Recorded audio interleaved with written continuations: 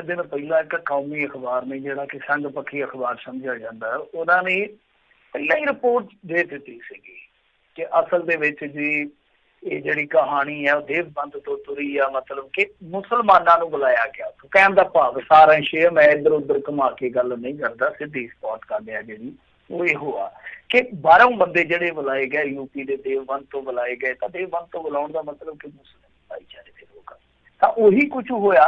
मैं भी हैरान सी उस दिन कि ये रिपोर्ट या तो लीक हो गई, मतलब कि जी पड़ताली है जी उस टाइम क्राइम ब्रांच जांच करती पई सी, या तो कोई रिपोर्ट लीक हुई है पत्रकारों की। वैसे ये होंगी है, तो सबनों पता ही है कि थोड़ी जी आपकी उन्होंने खोजी पत्रकारिता होंगी है, कुछ उन्होंने अपनी सूझबूझ होंगी है, कुछ उन्होंने अपने सोर्सिस की खट्टी होंगी है।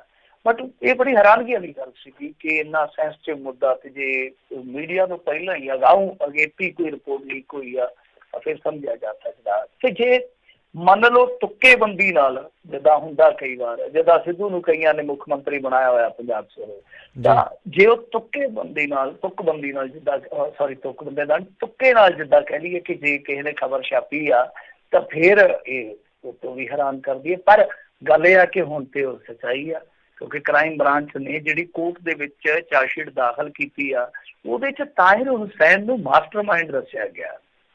यानी मंगलवार नूं जो कटकटडुमा कोर्ट दे विच चार्जशीट दाखिल की गई आ, चार्जशीट दे विच पुलिस ने आम आदमी पार्टी जो तुहानूं याद आ गए होने जिहड़े काउंसलर सीगे ताहिर हुसैन, जिन्हें अपनी बेगुनाही का बहुत रौला पाया पर किसी नहीं सुनिया, क्योंकि उदों पता ही है तुहानूं कि एक तरह नाल कह लीए कि अन्नी मची हुई हैगी। तो ਉਹਦੇ ਸਮੇਤ 15 ਲੋਕਾਂ ਨੂੰ ਦੋਸ਼ੀ ਬਣਾਇਆ ਗਿਆ।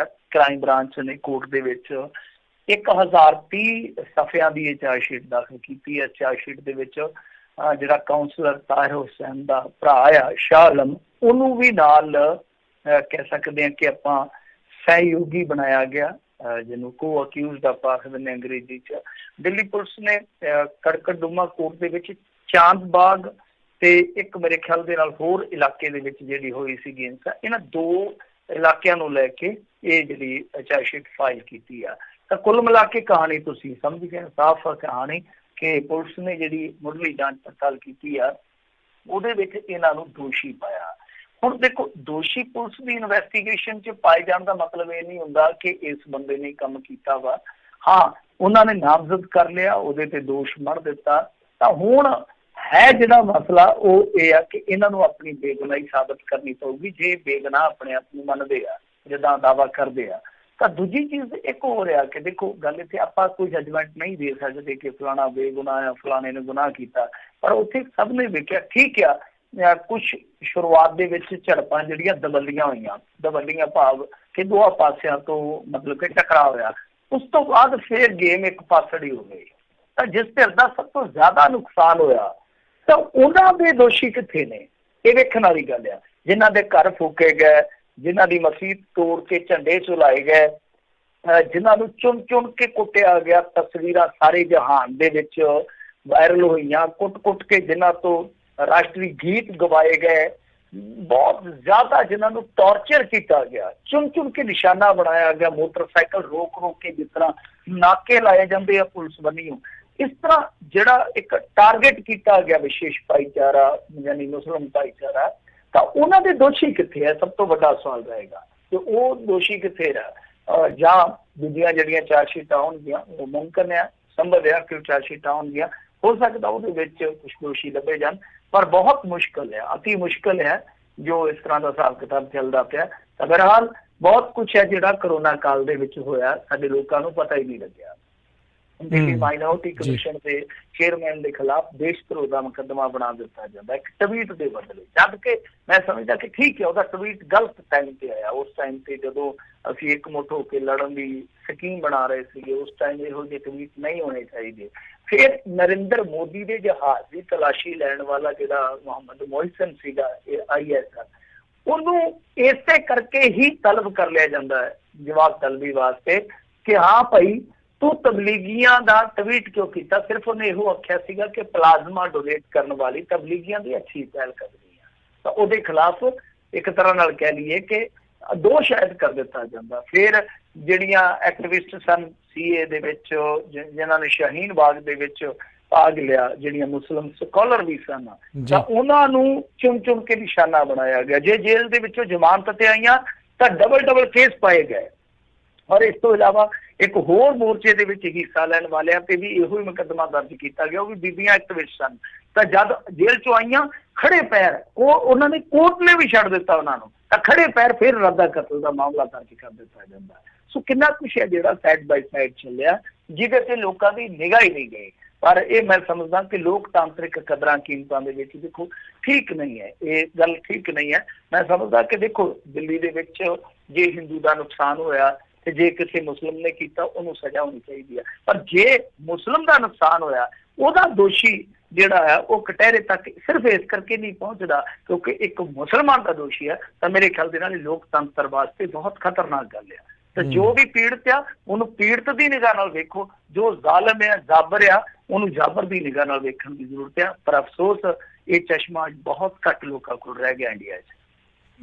ਜੀ ਅਗਲੀ ਜਿਹੜੀ ਮਿੰਟੂ ਜੀ ਗੱਲ ਕਰਦੇ, ਕਹਿੰਦੇ ਸਵਾਲਾਂ ਦੇ ਘੇਰੇ ਦੇ ਵਿੱਚ ਅੰਮ੍ਰਿਤਸਰ ਦਾ ਸਿਵਲ ਹਸਪਤਾਲ, ਸ਼੍ਰੀ ਗੁਰੂ ਨਾਨਕ ਦੇਵ ਹਸਪਤਾਲ ਦੇ ਪ੍ਰਬੰਧਾਂ ਦੇ ਉੱਤੇ ਵੀ ਉੱਠੇ ਨੇ ਸਵਾਲ। ਦੇਖੋ ਸਵਾਲ ਚੁੱਕਣ ਵਾਲੇ ਕੋਈ ਹੋਰ ਨਹੀਂ ਹੈ, ਸਵਾਲ ਚੁੱਕਣ ਵਾਲੇ ਇੱਕ ਡਾਕਟਰ ਸਾਹਿਬ ਹੀ ਆ, ਉਹਨਾਂ ਨੇ ਸਵਾਲ ਚੁੱਕੇ। ਅਸਲ ਦੇ ਵਿੱਚ ਉਹ ਵੀ ਇਸੇ ਹਸਪਤਾਲ ਦੇ ਵਿੱਚ ਜ਼ੇਰੇ ਇਲਾਜ ਆ। ਜਦ ਉਹਨਾਂ ਦਾ ਇਲਾਜ ਚੱਲਿਆ ਤਾਂ ਉਹਨਾਂ ਨੇ ਚੱਲਦੇ ਇਲਾਜ ਦੇ ਵਿੱਚੋਂ ਯਾਨੀ ਉਹਨਾਂ ਦੇ ਜਿਹੜੇ ਘਰ ਦੇ ਆ ਉਹਨਾਂ ਨੇ ਸਿਵਲ ਸਰਜਨ ਨੂੰ ਚਿੱਠੀ ਲਿਖੀ ਆ, ਲੈਟਰ ਲਿਖਿਆ। ਉਹਨਾਂ ਨੇ ਕਿਹਾ ਕਿ ਸਾਨੂੰ ਇੱਥੋਂ ਛੁੱਟੀ ਦਿਓ, ਮਤਲਬ ਕਿ ਸਾਡੀ ਜਾਨ ਛੱਡੋ, ਜਿਵੇਂ ਸਰ ਲੱਖਣਾ ਜਾ ਕੇ ਹੈ ਤੇ ਸਾਡੀ ਇੱਥੇ ਜਾਨ ਛੱਡੋ, ਅਸੀਂ ਕਿਸੇ ਨਿੱਜੀ ਹਸਪਤਾਲ ਦੇ ਵਿੱਚ ਜਾ ਕੇ ਤੇ ਇਲਾਜ ਇਹਦਾ ਬੰਦੇ ਦਾ ਕਰਾ ਲਾਂਗੇ ਆਪਦੇ ਦਾ, ਇੱਥੇ ਇਹਦਾ ਬਚਣ ਦਾ ਕੋਈ ਸਾਰ ਨਹੀਂ ਜੇ ਹੈਗਾ। ਕਿਉਂਕਿ ਉਹ ਕਹਿੰਦੇ ਆ ਕਿ ਜੋ ਆਈਸੋਲੇਸ਼ਨ ਵਾਰਡ ਬਣਾਇਆ ਉਹਦੇ ਵਿੱਚ ਸਹੂਲਤਾਂ ਦੀ ਕਿੱਲਤ ਆ, ਕਮੀ ਆ। ਹੁਣ ਦੇਖੋ ਗੱਲ ਇਹ ਆ ਕਿ ਆਪਾਂ ਦੇਖਿਆ ਜਿਸ ਤਰ੍ਹਾਂ ਇੱਕ ਬੀਬੀ NRI ਦਾ ਵੀਡੀਓ ਆਇਆ ਸੀਗਾ, ਉਸ ਤੋਂ ਪਹਿਲਾਂ ਨਿਰਮਲ ਸਿੰਘ ਖਾਲਸਾ ਹੋਰਾਂ ਦਾ ਮਾਮਲਾ ਆਪਾਂ ਅੰਮ੍ਰਿਤਸਰ 'ਚ ਹੀ ਵੇਖਿਆ ਸੀ। ਇਸ ਤੋਂ ਇਲਾਵਾ ਇੱਕ ਉਹਨਾਂ ਦੇ ਭਤੀਜੇ ਦਾ ਵੀ ਬਹੁਤ ਵੱਡਾ ਕਹੀਏ ਕਿ ਵਿਵਾਦ ਹੋਇਆ, ਉਸ ਤੋਂ ਬਾਅਦ ਫਿਰ ਉਹਨਾਂ ਨੂੰ ਸ਼ਿਫਟ ਕੀਤਾ ਗਿਆ ਸੀਗਾ। ਤਾਂ ਇਹ 3-4 ਗੱਲਾਂ ਹੈ, ਉਹਦੇ ਵਿੱਚ ਪ੍ਰੋਟੈਸਟ ਵੀ ਆਇਆ ਡਾਕਟਰਾਂ ਦਾ ਉੱਥੋਂ ਸਾਹਮਣੇ। ਫਿਰ ਇਸ ਤੋਂ ਇਲਾਵਾ PPE ਕਿੱਟ ਘੁਟਾਲਾ ਨਿਕਲ ਆਇਆ। ਕੱਲ ਆਪਾਂ ਗੱਲ ਕੀਤੀ ਸੀ ਕਿ ਤਬਾਦਲਾ ਹੋਇਆ ਉੱਥੇ ਇੱਕ ਵੱਡੇ ਮੈਡੀਕਲ ਅਫਸਰ ਦਾ। ਤਾਂ ਤੁਸੀਂ ਆਪ ਹੀ ਅੰਦਾਜ਼ਾ ਲਾ ਲਓ ਕਿ ਕਿੰਨਾ ਕੁਛ ਉੱਥੇ ਰੌਂਗ ਚੱਲਦਾ ਪਿਆ ਇਹਨਾਂ ਦਿਨਾਂ ਦੇ ਵਿੱਚ। ਔਰ ਖਾਸ ਤੌਰ ਤੇ ਜਿਸ ਸਮੇਂ ਲੜਾਈ ਜਿਹੜੀ ਆ ਬਹੁਤ ਸ਼ਿੱਦਤ ਦੇ ਨਾਲ ਲੜਨ ਦੀ ਲੋੜ ਸੀਗੀ। ਤਾਂ ਬਹਰਹਾਲ ਹੁਣ ਕੋਈ ਦੂਸਰਾ ਲਾਵੇ ਕੋਈ ਦੋਸ਼ ਤੇ ਚਲੋ ਸਫਾਈ ਆ ਸਕਦੀ ਆ ਕਿ ਭਾਈ ਇਹ ਤੇ ਐਵੇਂ ਸਾਨੂੰ ਭੰਡਦੇ ਪਏ ਆ ਫਲਾਂ ਧਮਕਾਂ, ਪਰ ਜੇ ਕੋਈ ਇਹਨਾਂ ਦਾ ਆਪਣਾ ਬੰਦਾ ਹਮ ਰੁਤਬਾ ਬੰਦਾ ਜਾਂ ਹਮ ਪੇਸ਼ਾ ਬੰਦਾ ਜਿਹੜਾ ਉਹ ਇਹ ਗੱਲ ਕਹਿੰਦਾ ਕਿ ਇੱਥੇ ਸਹੂਲਤਾਂ ਦੀ ਕਮੀ ਆ, ਕਿੱਲਤ ਆ, ਤਾਂ ਫਿਰ ਤੇ ਭਾਈ ਇਹਨਾਂ ਨੂੰ ਮੰਨਣਾ ਪਊਗਾ, ਵਿਚਾਰਨਾ ਪਊਗਾ, ਮੰਥਨ ਕਰਨਾ ਪਊਗਾ। ਬਹਰਹਾਲ ਉਹਨਾਂ ਨੇ ਮੈਡੀਕਲ ਕਾਲਜ ਦੇ ਜਿਹੜੇ ਹੈਗੇ ਇੰਚਾਰਜ ਉਹਨਾਂ ਨੂੰ ਨਹੀਂ ਲਿਖਿਆ, ਸਿਵਲ ਸਰਜਨ ਨੂੰ ਲਿਖਿਆ, ਪਰ ਕਾਇਦੇ ਦੇ ਮੁਤਾਬਕ ਇਹ ਜਿਹੜਾ ਹਸਪਤਾਲ ਹੈ ਮੈਡੀਕਲ ਕਾਲਜ ਪ੍ਰਬੰਧਨ ਦੇ ਹੇਠ ਆਉਂਦਾ, ਉਹਨਾਂ ਨੂੰ ਲਿਖਣਾ ਪਊਗਾ। ਪਰ ਗੱਲ ਜਿਹੜੀ ਆ ਉਹ ਪ੍ਰਬੰਧਾਂ ਨੂੰ ਲੈ ਕੇ ਸਫਾਈ ਇੱਥੇ ਦੇਣੀ ਚਾਹੀਦੀ ਆ।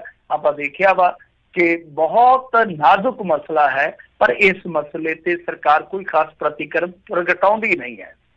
ਬਹੁਤ ਸਾਰੇ ਹਸਪਤਾਲਾਂ ਦੇ ਵਿੱਚ ਦੋਸ਼ ਲੱਗੇ। ਐਂਬੂਲੈਂਸ ਵੇਖਿਆ ਸੀਗਾ ਨਾ, ਉਹ ਜਿਵੇਂ ਭਗਵੰਤ ਮਾਨ ਕਹਿੰਦਾ ਸੀ ਐਂਬੂਲੈਂਸ ਇਸ ਤਰ੍ਹਾਂ ਦੀ ਘੱਲੀ ਆ ਜਿਸ ਤਰ੍ਹਾਂ ਉਹ ਭਰਤੀ ਪਾ ਕੇ ਆਈ ਹੋਵੇ ਕਿਸੇ ਦੇ ਘਰ ਦੇ ਵਿੱਚ, ਮਤਲਬ ਕਿ ਇੰਨੀ ਜ਼ਿਆਦਾ ਮਿੱਟੀ ਸੀਗੀ ਐਂਬੂਲੈਂਸ ਦੇ ਵਿੱਚ। ਤਾਂ ਸਾਨੂੰ ਉਹ ਚੀਜ਼ਾਂ ਠੀਕ ਕਰਨ ਦੀ ਲੋੜ ਹੈ। ਤੇ ਜੇ ਅਸੀਂ ਦੇਖੋ ਹੁਣ 2 ਮਹੀਨਿਆਂ ਤੋਂ ਉੱਤੇ ਆ ਗਏ, ਹੁਣ ਤੇ 3 ਮਹੀਨੇ ਹੋਣ ਨੂੰ ਪੁੱਜੇ ਆ ਸਾਨੂੰ, ਤੇ ਜੇ 3 ਮਹੀਨਿਆਂ 'ਚ ਅਸੀਂ ਹੁਣ ਤੱਕ ਆਪਣੇ ਆਈਸੋਲੇਸ਼ਨ ਵਾਰਡ ਹੀ ਨਹੀਂ ਸੁਧਾਰ ਸਕੇ, ਅਸੀਂ ਡਾਕਟਰਾਂ ਨੂੰ ਪੂਰੇ ਜੋ ਉਹਨਾਂ ਦੇ ਸੁਰੱਖਿਆ ਵਾਸਤੇ ਸੰਦ ਸਾਜੋ ਸਮਾਨ ਚਾਹੀਦਾ ਉਹ ਹੀ ਨਹੀਂ ਮੁਹੱਈਆ ਕਰਵਾ ਸਕੇ, ਹੁਣ ਤੱਕ ਅਸੀਂ ਚੰਗੀ ਤਰ੍ਹਾਂ ਆਪਣੇ ਸਿਹਤ ਪ੍ਰਬੰਧਨ ਨੂੰ ਠੀਕ ਠਾਕ ਕਰ ਹੀ ਨਹੀਂ ਸਕੇ, ਤਾਂ ਇਹਦਾ ਮਤਲਬ ਇਹ ਆ ਕਿ ਅਸੀਂ ਲੋਕ ਜਿਹੜੇ ਆ ਉਹ ਬਿਲਕੁਲ ਇਸ ਗੱਲੋਂ ਟਾਈਮ ਪਾਸ ਕਰਦੇ ਪਏ ਆ ਕਿ ਹਾਂ ਠੀਕ ਆ ਸਾਡਾ ਇੱਕ ਵਾਰੀ ਟਾਈਮ ਟੱਪ ਜਾਵੇ ਫੇਰ ਕਿੰਨੇ ਉਹ ਜਿਵੇਂ ਆਂਦੇ ਹੁੰਦੇ ਨਾ ਕੱਟੇ ਦੇ ਸਿੰਘਾਂ ਨੂੰ ਇੱਕ ਵਾਰੀ ਹੱਥ ਪੈ ਜੇ ਫੇਰ ਦੇਖ ਕਿੰਨੇ ਕਰਾਉਣੀ ਆ। ਹੁਣ ਤੁਸੀਂ ਇੱਕ ਚੀਜ਼ ਦੇਖੋ ਨਾ ਕਿ ਅੱਜ ਮੈਂ ਅਖਬਾਰ ਫਰੋਲੇ, ਵੱਡੇ ਵੱਡੇ ਅਖਬਾਰ ਜਿਨ੍ਹਾਂ ਦਾ ਇੱਕ ਸਫਾ ਜੇ ਤੁਸੀਂ ਮੰਨ ਲਓ ਆਪਣਾ ਇਸ਼ਤਿਹਾਰ ਛਪਾਉਣਾ, ਮੰਨ ਲਓ ਫਰਜ਼ ਕਰੋ ਆਪਣੇ ਬੱਚੇ ਦਾ ਤੁਹਾਡਾ ਦਾ ਬੱਚੇ ਦਾ ਬਰਥਡੇ ਆ ਤੇ ਬਰਥਡੇ ਦੀ ਉਹਦੀ ਤੁਸੀਂ ਕੋਈ ਵੱਡੀ ਐਡ ਲਵਾਉਣੀ ਆ ਕਿ ਸਾਡੇ ਬੱਚੇ ਦਾ ਬਰਥਡੇ ਆ, ਪੈਸਾ ਜਾਨੀ ਵਾਧੂ ਆ ਫਰਜ਼ ਕਰ ਲਓ, ਤਾਂ ਤੁਹਾਨੂੰ ਉਹ ਪੇਜ ਜਿਹੜਾ ਘੱਟੋ ਘੱਟ ₹1,00,000 ਦਾ ਮਿਲੂਗਾ। ਇੱਕ ਪੇਜ ਆ ਜਿਹੜਾ ਲੱਖ ਦਾ ਜਾਂ 1.5 ਲੱਖ ਦਾ, ਕੁਛ ਰਾਇਤ ਕਰ ਲਓ, ਤਾਂ ਉੱਥੇ ਅੱਧੇ ਸਫ਼ੇ ਦਾ ਇਸ਼ਤਿਹਾਰ ਦਿੱਤਾ ਕੈਪਟਨ ਸਰਕਾਰ ਨੇ ਕਿ ਫਤਿਹ ਮੋਰਚਾ ਕਰ ਲਿਆ ਸੀ। ਦੱਸੋ ਕਿ ਤੁੱਕ ਬਣਦਾ? ਮੰਨ ਲਓ ਸੈਕੰਡ ਵੇਵ ਆ ਜਾਂਦੀ ਆ, ਆਪੇ ਸਾਡਾ ਸਿਹਤ ਮੰਤਰੀ ਆ ਜਿਹੜਾ ਬਲਬੀਰ ਸਿੰਘ ਸਿੱਧੂ, ਉਹ ਤੇ ਕਹਿਣ ਡਿਆ ਕਿ ਪੰਜਾਬ ਦੇ ਵਿੱਚ ਮਾਮਲੇ ਜਿਹੜੇ ਵਧਣਗੇ, ਤੇ ਸਾਡਾ ਮੁੱਖ ਮੰਤਰੀ ਹੈ ਜਿਹੜਾ ਉਹ ਉੱਥੇ ਮੁਸਕਰਾਉਂਦਾ ਹੋਇਆ ਕਹਿੰਦਾ ਕਿ ਅਸੀਂ ਮੋਰਚਾ ਫਤਿਹ ਕਰ ਲਿਆ ਐਡੇ ਮਹਿੰਗੇ ਮਹਿੰਗੇ ਇਸ਼ਤਿਹਾਰ ਦੇ ਕੇ। ਤਾਂ ਉਹੀ ਪੈਸਾ ਜਿਹੜਾ ਉਹ ਤੁਸੀਂ ਸਿਹਤ ਦੇ ਢਾਂਚੇ ਤੇ ਲਾਓ, ਕਿਉਂ ਨਹੀਂ ਜੇ ਲਾਉਂਦੇ? ਸਾਨੂੰ ਇਸ਼ਤਿਹਾਰਾਂ ਨਾਲ ਕੀ ਹੈ? ਦੱਸੋ, ਇਸ਼ਤਿਹਾਰਾਂ ਨੇ ਦੁੱਧ ਦੇਣਾ ਸਾਨੂੰ? ਜਿੱਥੇ ਲੋਕਾਂ ਦੀ ਜਾਨ ਬਚਣੀ ਆ, ਜਿੱਥੇ ਡਾਕਟਰਾਂ ਨੇ ਉਤਸ਼ਾਹ ਨਾਲ ਕੰਮ ਕਰਨਾ, ਉੱਥੇ ਪੈਸਾ ਖਰਚਣ ਦੀ ਲੋੜ ਆ। ਤਾਂ ਇਹ ਸਾਡੀ ਬਹੁਤ ਮਾੜੀ ਆਦਤ ਆ। ਇੱਕ ਤੇ ਅਸੀਂ ਲੋਕ ਜਿਹੜੇ ਆ, ਅਸੀਂ ਬੁਨਿਆਦੀ ਢਾਂਚੇ ਵੱਲ ਬਹੁਤਾ ਸਿਆਸਤ ਨੂੰ ਦਬਾ ਨਹੀਂ ਪਾਉਂਦੇ, ਮੋੜਾ ਨਹੀਂ ਮੋੜਦੇ। ਔਰ ਦੂਜੀ ਗੱਲ ਆ, ਸਾਡੀ ਸਿਆਸਤ ਜਿਹੜੀ ਆ ਜੇ ਕੁਛ ਮਾੜਾ ਮੋਟਾ ਚੰਗਾ ਕਰ ਲੈਂਦੀ, ਮੈਂ ਨਹੀਂ ਕਹਿੰਦਾ ਕਿ ਸਾਰਾ ਕੁਛ ਇਹਨਾਂ ਨੇ ਮੰਦਾ ਕੀਤਾ, ਜੇ ਚੰਗਾ ਕਰ ਲੈਂਦੀ ਜਾਂ ਇਤਫਾਕਨ ਚੰਗਾ ਹੋ ਜਾਂਦੀ ਹੈ, ਤਾਂ ਉਹ ਚੰਗੇ ਨੂੰ ਚਮਕਾਉਣ ਦੀ ਇਵਜ਼ ਦੇ ਵਿੱਚ ਇੱਕ ਬਹੁਤ ਮੋਟਾ ਪੈਸਾ ਜਿਹੜਾ ਰੋੜ ਦਿੱਤਾ ਜਾਂਦਾ। ਚੰਗੇ ਨੂੰ ਵੈਰੀ ਚੰਗਾ ਵੀ ਕੀਤਾ ਜਾ ਸਕਦਾ, ਗੁੱਡ ਨੂੰ ਵੈਰੀ ਗੁੱਡ ਤੱਕ ਵੀ ਲਿਜਾਇਆ ਜਾ ਸਕਦਾ। ਜੇ ਤੁਸੀਂ ਚੰਗਾ ਕਰ ਲਿਆ ਤਾਂ ਉਹਨੂੰ ਹੋਰ ਵੀ ਚੰਗਾ ਕਰ ਸਕਦੇ ਹੋ। ਐਡ ਤੁਹਾਡੀ ਲੋਕਾਂ ਨੇ ਆਪੇ ਹੀ ਕਰ ਦੇਣੀ। ਮੈਂ ਵੀ ਕਹਿਣ ਡਿਆ ਨਾ ਕਿ ਕੁਛ ਮਸਲਾਤ ਜਿਹੜੇ ਆ ਉਹ ਇਸ ਤਰ੍ਹਾਂ ਦੇ ਆ ਜਿਨ੍ਹਾਂ ਦੇ ਵਿੱਚ ਆਪਾਂ ਕਹਿ ਸਕਦੇ ਕਿ ਹਾਂ ਠੀਕ ਠਾਕ ਇਹਨਾਂ ਨੇ ਕੰਮ ਕੀਤਾ, ਤੇ ਜੇ ਠੋਕ ਕੇ ਕੰਮ ਕਰਨਗੇ ਅਸੀਂ ਕਿ ਠੋਕ ਕੇ ਠੀਕ ਠਾਕ ਕੰਮ ਕੀਤਾ। ਤਾਂ ਜ਼ਰੂਰਤ ਇਸੇ ਗੱਲ ਦੀ ਆ। ਖੈਰ, ਕਰੋਨਾ ਦੀਆਂ ਗੱਲਾਂ ਚੱਲੀਆਂ, ਮੈਂ ਕੁਛ ਹੋਰ ਤੁਹਾਨੂੰ ਖਬਰਾਂ ਦੱਸ ਦਿੰਦਾ। ਮੂਡੀਜ਼ ਨੇ ਭਾਰਤ ਦੀ ਰੇਟਿੰਗ ਜਿਹੜੀ ਆ ਉਹਨੂੰ BAA2 ਤੋਂ ਘਟਾ ਕੇ BAA3 ਕਰ ਦਿੱਤਾ। ਹੁਣ ਬਹੁਤੇ ਲੋਕਾਂ ਨੂੰ ਪਤਾ ਨਹੀਂ ਲੱਗਣਾ, ਇਕੋਨਮੀ ਦੇ ਜਿਹੜੇ ਸਟੂਡੈਂਟ ਆ ਜਾਂ ਜਿਹੜੇ ਮਾਸਟਰ ਆ ਉਹਨਾਂ ਨੂੰ ਪਤਾ ਹੋਏਗਾ ਕਿ ਰੇਟਿੰਗ ਦਾ ਮਤਲਬ ਕੀ ਆ। ਇਸ ਤਰ੍ਹਾਂ ਦੀਆਂ ਜਿਹੜੀਆਂ ਇੰਟਰਨੈਸ਼ਨਲ ਰੇਟਿੰਗ ਏਜੰਸੀਆਂ ਉਹ ਜਦੋਂ ਰੇਟਿੰਗ ਘਟਾ ਦਿੰਦੀਆਂ, ਜਿੱਦਾਂ ਲਾ ਲਓ ਕਿ ਕਿਸੇ ਨੇ ਅਮਰੀਕਾ ਦੇ ਵਿੱਚੋਂ FDI ਕਰਨੀ ਆ, ਹਨਾ, ਫੋਰਨ ਡਾਇਰੈਕਟ ਇਨਵੈਸਟਮੈਂਟ, ਤਾਂ ਉਹ ਇਹਨਾਂ ਚੀਜ਼ਾਂ ਨੂੰ ਪਹਿਲਾਂ ਵੇਖੇਗਾ ਕਿ ਉੱਥੇ ਆਰਥਿਕ ਹਾਲਾਤ ਕਿਸ ਤਰ੍ਹਾਂ ਦੇ, এনवायरमेंट ਕਿਸ ਤਰ੍ਹਾਂ ਦਾ, ਠੀਕ ਹੈ। ਦੂਜੀ ਗੱਲ ਇਹ ਆ ਕਿ ਉਸ ਦੇਸ਼ ਦੀ ਅਰਥ ਵਿਵਸਥਾ ਕਿਸ ਤਰ੍ਹਾਂ ਦੀ, ਮਜ਼ਬੂਤ ਹੈ ਜਾਂ ਡਾਵਾਡੋਲ ਆ। ਤਾਂ ਇਹਦਾ ਨੁਕਸਾਨ ਸਭ ਤੋਂ ਵੱਡਾ ਇਸ ਤਰ੍ਹਾਂ ਦਾ ਹੁੰਦਾ। ਬਾਕੀ ਖੈਰ ਦੇਖੋ ਕੀ ਬਣਦਾ। ਵੈਸੇ ਇਸ ਤਰ੍ਹਾਂ ਦੇ ਅਨੁਮਾਨ ਆ ਕਿ ਆਸੇ ਹੈਗੇ ਆ ਕਿ ਇੰਡੀਆ ਜਿਹੜਾ ਸਰਵਾਈਵ ਕਰੂਗਾ। ਫਿਰ ਦੇਖਦੇ। ਬਾਕੀ ਇੱਕ ਮੈਂ ਤੁਹਾਨੂੰ ਗੱਲ ਦੱਸਾਂ, ਇਹ ਖੇਤੀ ਨੂੰ ਸਾਰੇ ਨਿੰਦਦੇ ਰਹਿੰਦੇ ਆ। ਅੱਜ ਜੇ ਆਪਾਂ ਵੇਖੀਏ ਸਾਰੀ ਮੈਨੂਫੈਕਚਰਿੰਗ ਸੈਕਟਰ ਕੱਢ ਲਓ, ਸਰਵਿਸ ਸੈਕਟਰ ਕੱਢ ਲਓ, ਸਾਰੇ ਇਸ ਤਰ੍ਹਾਂ ਪਏ ਆ ਜਿਸ ਤਰ੍ਹਾਂ ਯੂਰੀਆ ਖਾ ਕੇ ਕੁੱਕੜੀ ਨਹੀਂ ਬੇਹੋਸ਼ ਪਈ ਹੁੰਦੀ, ਇਸ ਤਰ੍ਹਾਂ ਡਿੱਗ ਪਿਆ। ਤਾਂ ਸਿਰਫ ਇੱਕ ਖੇਤੀ ਸੈਕਟਰ ਹੈ ਜਿਹਦੀ ਗਰੋਥ ਰੇਟ ਜਿਹੜੀ ਆ ਚੌਥੀ ਤਿਮਾਹੀ ਦੇ ਵਿੱਚ ਸਾਡੀ 5.9% ਰਹੀ ਹੈ। ਸੋ ਇਹ ਤੁਸੀਂ ਦੇਖ ਲਓ, ਖੇਤੀ ਫਿਰ ਵੀ ਬਚਾ ਰਹੀ ਹੈ, ਰੁਜ਼ਗਾਰ ਵੀ ਦੇ ਰਹੀ ਹੈ ਤੇ ਅੰਨ ਪਾਣੀ ਵੀ ਦੇ ਰਹੀ ਹੈ। ਤਾਂ ਇਹ ਚੀਜ਼ ਜਿਹੜੀ ਆ ਉਹ ਜ਼ਰੂਰ ਅੱਗੇ ਸ਼ੇਅਰ ਕਰਿਓ ਕਿ ਖੇਤੀ ਸੈਕਟਰ ਹਾਲੇ ਵੀ ਇੰਡੀਆ ਦਾ ਜਿਹੜਾ ਉਹ ਮਾਈਨਸ 'ਚ ਨਹੀਂ ਗਿਆ ਜਿਸ ਤਰ੍ਹਾਂ ਇਹਨਾਂ ਦੇ ਦੂਸਰੇ ਲੁੜਕ ਗਏ ਆ। ਹਾਲਾਂਕਿ ਉਹ ਸੈਕਟਰ ਜਿਹੜੇ ਆ ਮੇਰੇ ਖਿਆਲ ਦੇ ਨਾਲ ਮਾਈਨਸ ਦੇ ਵਿੱਚ ਕੁਝ ਸੈਕਟਰ ਚਲੇ ਗਏ, ਕੁਝ ਸੈਕਟਰ ਜਾਣੇ ਬਾਕੀ ਆ। ਬਟ ਖੇਤੀ ਹੈ ਜਿਹੜਾ, ਜੇ ਤੁਸੀਂ ਦੇਖੋਗੇ ਓਵਰਆਲ, ਕਿਉਂਕਿ 2011 ਤੋਂ ਸੈਂਸਸ ਚੱਕਦੇ ਆ, ਜੇ ਆ ਸਾਲ 2 ਸਾਲ ਤੋਂ ਚੱਕੋਗੇ ਤਾਂ ਉਹਦੀ ਗਰੋਥ ਰੇਟ 13% ਤੋਂ ਉੱਤੇ ਵੀ ਬਣ ਜਾਣੀ ਕੁਛ ਸਮਥਿੰਗ, ਇੰਨੀ ਮਜ਼ਬੂਤ ਆ। ਚਲੋ ਆਪਾਂ ਅੱਗੇ ਵੱਧਦੇ ਆ। ਦੂਸਰੇ ਮਾਮਲੇ ਦੇ ਵਿੱਚ ਇਹਨਾਂ ਨੇ ਅੱਜ ਕਿਹਾ ਕਿ ਰਿਕਵਰੀ ਰੇਟ ਜਿਹੜੀ ਆ ਸਾਡੀ ਉਹ 48% ਤੱਕ ਜਾ ਪਹੁੰਚੀ ਆ, ਮਤਲਬ ਕਿ ਆਲਮੋਸਟ 50% ਤੱਕ। ਤਾਂ ਇਹ ਕੇਂਦਰ ਸਰਕਾਰ ਨੇ ਕਿਹਾ, ਔਰ ਇਹਨਾਂ ਨੇ ਇੱਕ ਫਿਗਰ ਵੀ ਦਿੱਤਾ ਕਿ 95,527 ਮਰੀਜ਼ ਜਿਹੜੇ ਆ ਉਹ ਸਾਡੇ ਠੀਕ ਹੋ ਕੇ ਜਾ ਚੁੱਕੇ ਆ। ਫਿਰ ਇਸ ਤਰ੍ਹਾਂ ਹੀ ਦਿੱਲੀ ਦੇ ਉਪ ਰਾਜਪਾਲ ਅਨਿਲ ਬੈਜਲ ਦੇ ਦਫ਼ਤਰ ਤੱਕ ਕਰੋਨਾ ਫੜਿਆ ਵਾ। ਮਤਲਬ ਇਹ ਨਹੀਂ ਹੈ ਕਿ ਬੈਗ ਸ਼ੈਕ ਚੱਕ ਕੇ ਤੁਰ ਕੇ ਉੱਥੇ ਚਲਾ ਗਿਆ, ਕਿਸੇ ਦੇ ਜ਼ਰੀਏ 13 ਕਰਮਚਾਰੀ ਜਿਹੜੇ ਆ ਦਫ਼ਤਰ ਦੇ, 13 ਮੁਲਾਜ਼ਮ ਜਿਹੜੇ ਆ ਉਹ ਇਨਫੈਕਟਡ ਆ। ਇਸ ਤੋਂ ਇਲਾਵਾ ਦਿੱਲੀ ਦੀ ਹੀ ਅਗਲੀ ਖਬਰ ਆ, ਬਹੁਤ ਵੱਡੇ ਰੈਜ਼ੀਡੈਂਟ ਡਾਕਟਰ ਆ ਉਹਨਾਂ ਦੇ, ਸ਼੍ਰੀ ਨਿਵਾਸ ਰਾਜਕੁਮਾਰ ਏਮਸ ਦੇ, ਤਾਂ ਉਹਨਾਂ ਨੇ N95 ਮਾਸਕ ਦੀ ਗੁਣਵੱਤਾ ਨੂੰ ਲੈ ਕੇ ਕੁਝ ਸਵਾਲ ਕੀਤੇ ਸਨ। ਸਵਾਲਾਂ ਦੇ ਜਵਾਬ ਤੇ ਨਹੀਂ ਆਏ, ਪਰ ਏਮਸ ਪ੍ਰਸ਼ਾਸਨ ਨੇ ਉਹਨਾਂ ਨੂੰ ਨੋਟਿਸ ਜ਼ਰੂਰ ਘੱਲ ਦਿੱਤਾ ਕਿ ਆ ਚੱਕੋ ਨੋਟਿਸ, ਫਿਰ ਕਰਦੇ ਹਾਂ ਅਗਲੀਆਂ ਗੱਲਾਂ ਬਾਤਾਂ। 2 ਗੱਲਾਂ ਪਿਆਰ ਦੀਆਂ ਬਾਅਦ 'ਚ ਕਰਾਂਗੇ। ਇੱਧਰ ਜੇ ਆਪਾਂ ਅੱਗੇ ਗੱਲ ਕਰੀਏ ਕਿ ਇੱਕ ਮਾਮਲੇ ਦੇ ਵਿੱਚ ਤਮਿਲਨਾਡੂ ਦੇ ਵਿੱਚ ਉੱਥੇ ਬੜੀ ਦਿਲਚਸਪ ਗੱਲ ਹੋਈ ਹੈ ਕਿ ਜਿਹੜੇ ਬਿਊਟੀ ਪਾਰਲਰ ਵਾਲੇ ਆ, ਸਪਾ ਵਾਲੇ ਆ, ਨਾਈ ਵਾਲੇ ਆ, ਤਾਂ ਉੱਥੇ ਜੇ ਤੁਸੀਂ ਜਾਓਗੇ ਤਾਂ ਤੁਹਾਨੂੰ ਆਧਾਰ ਕਾਰਡ ਦੇਣਾ ਪਏਗਾ। ਮਤਲਬ ਕਿ ਆਧਾਰ ਕਾਰਡ ਦੇ ਨਾਲ ਤੁਹਾਡਾ ਜਿਹੜਾ ਸਾਰਾ ਡਾਟਾ ਚੈੱਕ ਹੋਏਗਾ, ਤੁਹਾਡੀ ਹਿਸਟਰੀ ਜਿਹੜੀ ਆ ਉਹ ਰਜਿਸਟਰਡ ਹੁੰਦੀ ਰਹੇਗੀ। ਇਸ ਤੋਂ ਇਲਾਵਾ ਬੰਗਲੌਰ ਤੋਂ ਉੱਤਰ ਪ੍ਰਦੇਸ਼ ਦੇ ਗੌਂਡਾ ਤੱਕ 2000 ਕਿਲੋਮੀਟਰ ਦਾ ਸਫ਼ਰ ਤੈਅ ਕਰਕੇ ਇੱਕ ਮਜ਼ਦੂਰ ਘਰ ਪਹੁੰਚਿਆ, ਪਰ ਘਰ ਪਹੁੰਚਦੇ ਵਿਚਾਰੇ ਨੂੰ ਸੱਪ ਲੜ ਗਿਆ। ਸੱਪ ਲੜ ਕੇ ਉਹਦੀ ਜਾਨ ਜਿਹੜੀ ਆ ਉਹ ਚੱਲ ਗਈ ਆ। ਤਾਂ ਤੁਸੀਂ ਇਹ ਦੇਖ ਲਓ ਕਿ ਸੱਪ ਸ਼ਾਇਦ ਉਹਨੂੰ ਉਡੀਕਦਾ ਸੀਗਾ ਕਿ ਸਿਸਟਮ ਦੇ ਅਸਗਰ ਤੋਂ ਤੂੰ ਨਿਕਲਿਆ, ਮੈਥੋਂ ਨਹੀਂ ਨਿਕਲੇਗਾ, ਤਾਂ ਮਰ ਗਿਆ ਵਿਚਾਰਾ, ਮਰ ਗਿਆ। ਤਾਂ ਦੂਸਰੇ ਪਾਸੇ ਬਿਹਾਰ ਦੇ ਵਿੱਚ ਜਿਹੜੇ ਕੁਆਰੰਟੀਨ ਪੂਰਾ ਕਰਕੇ ਜਾ ਰਹੇ ਉਹਨਾਂ ਨੂੰ ਕੰਡੋਮ ਦੇ ਰਹੇ ਆ। ਮੇਰੇ ਖਿਆਲ ਦੇ ਨਾਲ ਆਟਾ ਦਾਲ ਦੇਣ ਦੀ ਜ਼ਰੂਰਤ ਆ। ਚਲੋ ਠੀਕ ਹੈ, ਪਰਿਵਾਰ ਨਿਯੋਜਨ ਵੀ ਵੇਖਣਾ ਚਾਹੀਦਾ ਵਾ, ਅਗਲੇ ਦਾ ਜਾਤੀ ਫੈਸਲਾ ਹੈ, ਪਰ ਘੱਟੋ ਘੱਟ ਕੋਈ ਦਾਲ ਆਟਾ ਵੀ ਦੇ ਕੇ ਤੋਰੋ ਉਹਨਾਂ ਨੂੰ ਕਿ ਜੋ ਘਰ ਦੇ ਵਿੱਚ ਪੇਟ ਵੀ ਭਰ ਸਕਣ। ਬਾਕੀ ਗੱਲਾਂ ਬਾਅਦ 'ਚ ਹੁੰਦੀਆਂ ਰਹਿਣਗੀਆਂ। ਇੱਧਰ ਬਿਹਾਰ ਦੇ ਵਿੱਚੋਂ ਇੱਕ ਹੋਰ ਖਬਰ ਆਈ ਆ ਕਿ ਕਾਫੀ ਕੁਆਰੰਟੀਨ ਸੈਂਟਰ ਜਿਹੜੇ ਉਹ ਬੰਦ ਕਰਨ ਜਾ ਰਹੇ ਆ। ਹਾਲੇ ਵਜ੍ਹਾ ਜਿਹੜੀ ਆ ਉਹ ਸਾਫ਼ ਨਹੀਂ ਹੋਈ। ਤਾਂ ਕੁਆਰੰਟੀਨ ਸੈਂਟਰ ਇੰਨੀ ਜਲਦੀ ਬੰਦ ਕਿਉਂ ਕਰ ਰਹੇ ਆ? ਇਹਦਾ ਮਤਲਬ ਇਹ ਆ ਕਿ ਸਿਸਟਮ ਹਿੱਲ ਗਿਆ, ਜਿਵੇਂ ਗਾਣਾ ਸੀ ਨਾ ਡੇਰੇਦਾਰ ਦਾ, ਸਿਸਟਮ ਹਿੱਲ ਗਿਆ ਲੱਗਦਾ। ਤਾਂ ਹਰਿਆਣੇ ਦੇ ਵਿਧਾਇਕ ਦਾ ਇੱਕ ਐਲਾਨ ਆ, ਬਹੁਤ ਵਧੀਆ ਐਲਾਨ ਆ। ਉਹ ਕਹਿੰਦੇ ਆ ਕਿ ਜਿਹੜਾ ਵੀ ਬਹੁਤ ਉੱਤਮ ਕੰਮ ਕਰੇਗਾ, ਮਤਲਬ ਕਿ ਜਿਹੜਾ ਬਹੁਤ ਵਧੀਆ ਸਰਕਾਰੀ ਕਰਮਚਾਰੀ ਕੰਮ ਕਰੇਗਾ ਕਰੋਨਾ ਕਾਲ ਦੇ ਦੌਰਾਨ, ਤੇ 25 ਲੱਖ ਰੁਪਈਏ ਦਾ ਇਨਾਮ ਜਿਹੜਾ ਉਹ ਦੇਵਾਂਗਾ ਮੈਂ। ਤਾਂ ਇਹ ਬਾਦਸ਼ਾਹਪੁਰ ਹਲਕਾ ਗੁਰਗਾਮ ਦੇ ਵਿੱਚ ਵਿਧਾਇਕ ਆ ਰਕੇਸ਼ ਦੌਲਤਾਬਾਦ, ਤਾਂ ਉਹਨਾਂ ਨੇ ਇਹ ਐਲਾਨ ਕੀਤਾ। ਆਪਾਂ ਜੇ ਪੰਜਾਬ ਤੋਂ ਗੱਲ ਕਰੀਏ ਤਾਂ ਬਿਨਾਂ ਟੈਸਟ ਛੁੱਟੀ ਦੇਣ ਦਾ ਮਾਮਲਾ ਹਾਈ ਕੋਰਟ 'ਚ ਪਹੁੰਚ ਗਿਆ। ਆ ਜਿਹੜਾ ਤੁਹਾਨੂੰ ਪਤਾ ਡਿਸਚਾਰਜ ਨੀਤੀ ਵਾਲਾ ਬਦਲਾਅ ਹੋਇਆ ਵਾ, ਤਾਂ ਇਸ ਚੀਜ਼ ਨੂੰ ਸ਼ਾਇਦ ਚੈਲੰਜ ਕੀਤਾ ਗਿਆ। ਤਾਂ ਹਾਈ ਕੋਰਟ ਕਹਿੰਦਾ ਕਿ ਨਹੀਂ ਭਾਈ, ਤੁਸੀਂ ਸੰਬੰਧਿਤ ਅਥਾਰਟੀ ਕੋਲ ਜਾਓ, ਉਹੀ ਇਸ ਮਾਮਲੇ ਦੇ ਵਿੱਚ ਸਫਾਈ ਦੇਣਗੇ। ਇਸ ਤੋਂ ਇਲਾਵਾ ਹਾਈ ਕੋਰਟ ਨੇ ਇੱਕ ਹੋਰ ਫੈਸਲਾ ਦਿੱਤਾ ਵਾ, ਮਿਡਲ ਮੈਨ ਜੋ ਹੈ, ਜੋ ਦਰਮਿਆਨਾ ਬੰਦਾ, ਤਾਂ ਉਹਨੂੰ ਕਿਹਾ ਗਿਆ, ਇਕਰਾਰ ਦਿੱਤੀ ਗਈ ਆ ਕਿ ਸਕੂਲਾਂ ਨੂੰ ਆਰਡਰ ਦਿੱਤਾ ਜਾਂਦਾ ਹੈ ਕਿ ਕੋਈ ਵੀ ਬੱਚਾ ਜੇ ਉਹ ਮੰਨ ਲਓ ਫੀਸ ਨਹੀਂ ਦਿੰਦਾ ਤਾਂ ਉਹਨੂੰ ਕੱਢਿਆ ਨਹੀਂ ਜਾ ਸਕਦਾ। ਚਲੋ ਇਹ ਗੱਲ ਤੇ ਠੀਕ ਆ, ਵਧੀਆ ਇਹਨਾਂ ਨੇ ਗੱਲ ਕਹਿ ਦਿੱਤੀ ਆ, ਪਰ ਰੌਲਾ ਇਹ ਆ ਨਾ ਕਿ ਦੇਖੋ ਬੱਚੇ ਨੂੰ ਕੱਢਣਗੇ ਨਹੀਂ, ਤੇ ਜੇ ਉੱਥੇ ਬੱਚੇ ਨੂੰ ਅੱਡ ਕਰਕੇ ਬਿਠਾ ਛੱਡਣਗੇ, ਬੱਚੇ ਨੂੰ ਕਲਾਸ ਤੋਂ ਬਾਹਰ ਬਿਠਾ ਛੱਡਣਗੇ, ਉਹਦਾ ਕੀ ਇਲਾਜ ਆ? ਇਹ ਸਕੂਲ ਇਸ ਤਰ੍ਹਾਂ ਕਰਦੇ ਆ, ਕਈ ਇਸ ਤਰ੍ਹਾਂ ਹੋਇਆ। ਬੱਚੇ ਨੂੰ ਮਤਲਬ ਕਿ ਅਹਿਸਾਸ ਕਰਵਾਇਆ ਜਾਂਦਾ, ਦੁਰਕਾਰਿਆ ਜਾਂਦਾ ਜਿਹੜਾ ਬੱਚਾ ਇਸ ਤਰ੍ਹਾਂ ਫੀਸ ਨਹੀਂ ਭਰਦਾ। ਸੋ ਕਹਿਣ ਦਾ ਮਤਲਬ ਇਹ ਆ ਕਿ ਠੀਕ ਹੈ, ਗੱਲਾਂ ਕਹਿਣੀਆਂ ਬਹੁਤ ਸੌਖੀਆਂ, ਗੱਲਾਂ ਹੁਕਮਾਂ 'ਚ ਲਿਖਣੀਆਂ ਬਹੁਤ ਸੌਖੀਆਂ, ਪਰ ਇਹਨਾਂ ਦੇ ਕੋਲ ਬਹੁਤ ਕੁਛ ਆ ਜਿਹੜਾ ਇਹ ਕਰ ਜਾਂਦੇ ਆ। ਜੀ ਜੀ ਜੀ ਕਰੋਨਾ ਦੇ ਨਾਲ ਹੀ ਮਿੰਟੂ ਜੀ ਗੱਲ ਕਰਦੇ, ਕਹਿੰਦੇ ਜੇਲੋਂ ਆਇਆ ਸੀ ਬੰਦਾ ਪੋਜ਼ਿਟਿਵ ਨਿਕਲਿਆ। ਇਹ ਫਿਰ ਚਿੰਤਾ ਵਾਲੀ ਗੱਲ ਇਹ ਆ ਕਿ ਜੇਲ੍ਹ ਦੇ ਵਿੱਚੋਂ ਕਰੋਨਾ ਲੈ ਕੇ ਆਇਆ ਉਹ, ਤੇ ਜੇ ਜੇਲ੍ਹ ਦੇ ਵਿੱਚੋਂ ਕਰੋਨਾ ਲੈ ਕੇ ਆਇਆ ਤੇ ਫਿਰ ਤੇ ਉੱਥੇ ਬਹੁਤ ਬੰਦਿਆਂ ਨੂੰ ਇਨਫੈਕਟਡ ਕੀਤਾ ਹੋਏਗਾ ਕਰੋਨਾ ਨੇ।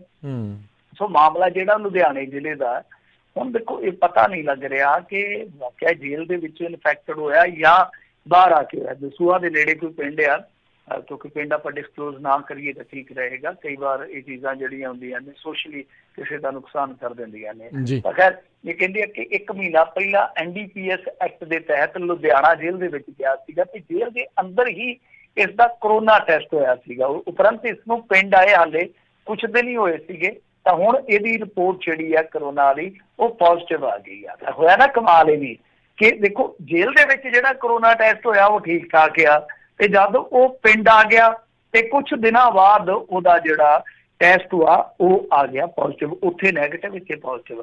ਕੀ ਉਹ ਜੇਲ੍ਹ ਦੇ ਵਿੱਚੋਂ ਪੋਜ਼ਿਟਿਵ ਹੋ ਕੇ ਆਇਆ ਵਾ ਜਾਂ ਇੱਥੇ ਬਾਹਰ ਆ ਕੇ ਹੋ ਗਿਆ? ਹੁਣ ਇਹਦੀ ਜਾਂਚ ਪੜਤਾਲ ਜਿਹੜੀ ਹੈ ਉਹ ਸਿਹਤ ਵਾਲੇ ਕਰ ਸਕਦੇ, ਜਿਹੜੇ ਮਹਿਕਮੇ ਨੂੰ ਸੰਭਾਲਦੇ ਆ।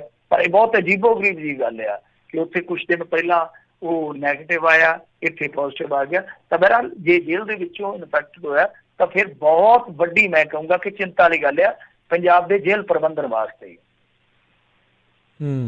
ਜੀ ਜੀ ਮਿੰਟੂ ਜੀ ਅਗਲੀ ਗੱਲ ਕਰਦੇ, ਕਹਿੰਦੇ ਪੰਜਾਬ ਪੁਲਿਸ ਦੀ ਝਲਕਾਰ ਵਾਲੀ ਪੱਗ ਤੇ ਲੌਂਗੋਵਾਲ ਦੀ ਚਿੱਠੀ ਤੋਂ ਬਾਅਦ ਲਿਆ ਗਿਆ ਨੋਟਿਸ। ਦੇਖੋ ਇਹ ਮਾਮਲਾ ਕੀ ਆ ਕਿ ਜਿਹੜੀ ਉਹ ਪੱਗ ਬੰਨ੍ਹਦੇ ਆ ਨਾ, ਆਪਾਂ ਦੇਖਿਆ ਹੀ ਆ ਪੰਜਾਬ ਪੁਲਿਸ ਵਾਲੇ ਝਾਲਰ ਵਾਲੀ ਗਾਣੇ ਵੀ ਬਣੇ ਆ, ਤੇਰੀ ਪੱਗ ਦੀ ਝਾਲਰ ਬਣ ਜਾਵਾਂ ਫਲਾਂ ਧਮਕਾ, ਇਸ ਤਰ੍ਹਾਂ ਦੇ ਗਾਣੇ ਵੀ ਬਣਾ ਦਿੱਤੇ ਆ। ਉਹ ਪੁਲਿਸ ਮੁਲਾਜ਼ਮਾਂ ਵਾਸਤੇ ਨਾ ਪਰੇਸ਼ਾਨੀ ਦਾ ਸਬੱਬ ਵੀ ਆ, ਕਿਉਂਕਿ ਬੰਨਣ ਵਾਸਤੇ ਬਹੁਤ ਇੱਕ ਤੇ ਤੁਹਾਨੂੰ ਪੂਰੀ ਟ੍ਰੇਨਿੰਗ ਲੈਣੀ ਪੈਂਦੀ ਹੈ ਪ੍ਰੋਪਰ।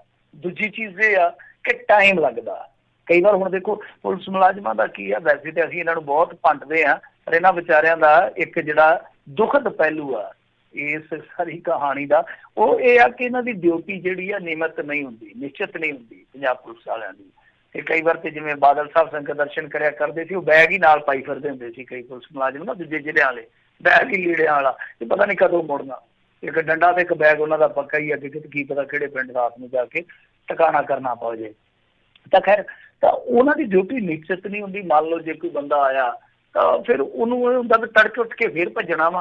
ਰਾਤ ਨੂੰ 10 ਵਜੇ 11 ਵਜੇ ਕੋਈ ਆਇਆ ਤਾਂ ਤੜਕੇ ਫੇਰ 5-6 ਵਜੇ ਨਿਕਲਣਾ। ਤਾਂ ਉਹ ਕੀ ਕਰਦੇ, ਕੋਈ ਝਾਲਰ ਵਾਲੀ ਪੱਗ ਵਿੱਚ ਅਖਬਾਰ ਖਬੂਰ ਪਾ ਕੇ ਬੰਨ੍ਹਦੇ ਆ। ਬੜਾ ਇੱਕ ਤਰ੍ਹਾਂ ਨਾਲ ਕਹਿ ਲਈਏ ਕਿ ਉਹਨਾਂ ਵਾਸਤੇ ਨਾ ਬਹੁਤ ਔਖਾ ਕਾਰਜ ਆ, ਡਾਢਾ ਔਖਾ ਕਾਰਜ ਆ। ਤੇ ਉਸੇ ਤਰ੍ਹਾਂ ਹੀ ਫਿਰ ਪੱਗ ਜਿਹੜੀ ਉਹ ਕਈ ਦਿਨ ਚਲਾਈ ਜਾਂਦੇ ਆ। ਤਾਂ ਉਹ ਮੰਗ ਕਰਦੇ। ਹੁਣ ਦੇਖੋ ਪੁਲਿਸ ਮੁਲਾਜ਼ਮਾਂ ਦੇ ਤੁਹਾਨੂੰ ਪਤਾ ਹੈ ਕਿ ਉਹ ਕਹਿ ਦਿੰਦੇ ਆ ਕਿ ਇਹ ਬੜੀ ਜੀ ਡਿਸਪਲਿਨਰੀ ਫੋਰਸ ਆ, ਅਨੁਸ਼ਾਸਨ ਦੇ ਵਿੱਚ ਰਹਿੰਦੀ ਆ, ਆਪਣੀ ਗੱਲ ਖੁੱਲ ਕੇ ਨਹੀਂ ਕਹਿ ਸਕਦੇ। ਤਾਂ ਇਹ ਸਮੱਸਿਆ ਹੈ। ਮੰਗ ਪੱਤਰ ਉਹ ਸੰਯੁਕਤ ਰੂਪ ਦੇ ਵਿੱਚ ਕਈ ਵਾਰ ਦੇ ਚੁੱਕੇ ਆ ਕਿ ਭਾਈ ਇਹ ਜਿਹੜਾ ਪੱਗ ਵਾਲਾ ਹੈ ਸਾਡਾ, ਉਹ ਤੁਸੀਂ ਮਾਮਲਾ ਠੀਕ ਕਰੋ। ਤਾਂ ਹੁਣ ਜਿਹੜੇ ਗੋਬਿੰਦ ਸਿੰਘ ਲੌਂਗੋਵਾਲ ਆ, ਉਹਨਾਂ ਨੇ ਵੀ ਲੈਟਰ ਲਿਖਿਆ ਹੈ। ਮੈਂ ਸਮਝਦਾ ਕਿ ਇੱਕ ਅੱਛੀ ਗੱਲ ਕੀਤੀ ਹੈ ਗੋਬਿੰਦ ਸਿੰਘ ਲੌਂਗੋਵਾਲ ਹੋਰਾਂ ਨੇ, ਕਿਉਂਕਿ ਦੇਖੋ ਪੱਗ ਬੰਨਣ ਵਾਲੇ ਬਹੁਤੇ ਸਿੱਖ ਹੀ ਆ ਨਾ, ਉਹਨਾਂ ਦੀ ਸਮੱਸਿਆ ਜਿਹੜੀ ਆ ਉਹ ਵਾਕਿਆ ਜੇ ਇਸ ਸੰਸਥਾ ਨੇ ਚੁੱਕੀ ਹੈ ਤਾਂ ਅੱਛੀ ਗੱਲ ਆ।